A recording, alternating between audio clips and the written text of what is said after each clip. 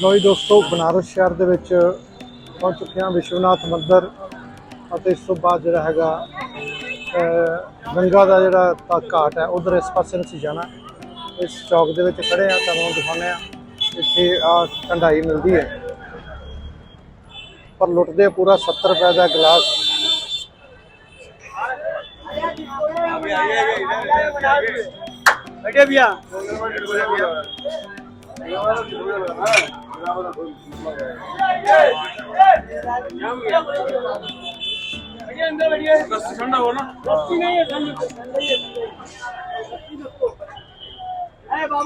ठंडाई बना रहे हैं 70 रुपए का गिलास।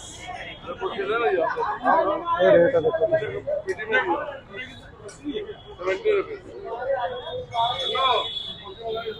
जिस तरह अपने अमृतसर जो जाने तो उत्थे अमृतसर के बाहर कोई दुकाना ने जितों आइसक्रीम अपन मिलती है, उस तरीके के नाल इत्थे जिहड़ा हैगा ये ठंडाई 70 रुपए।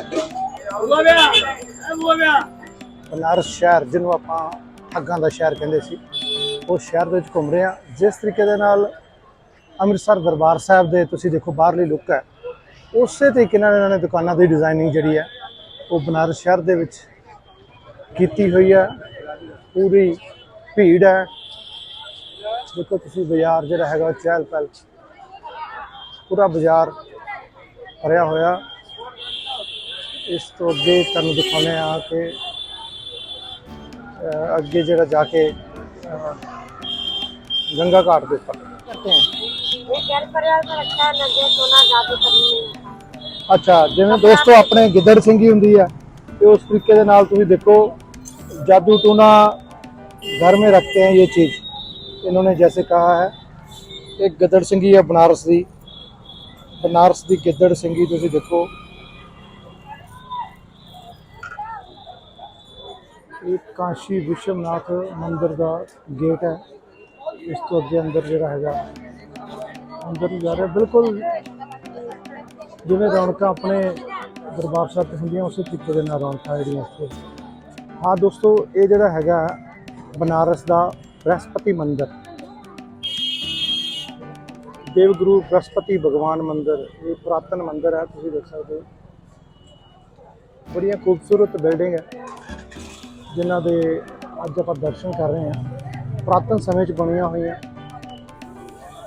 उन्होंने जिहड़े ऋषि मुनि से उन्हों की याद बने हुए मंदिर ने।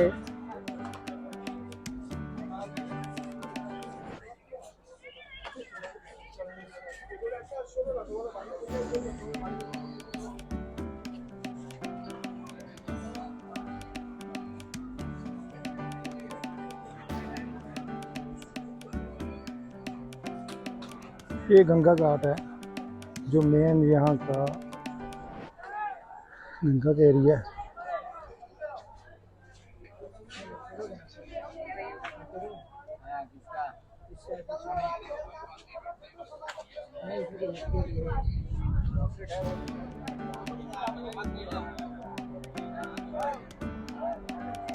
इत्थे पूरियां जिहड़ा हैगा किश्तियां और दूसरी साइड ते जिहड़ा ऊठ है उन्होंने की सवारी भी करवाई जा रही है, घोड़ सवारी भी है।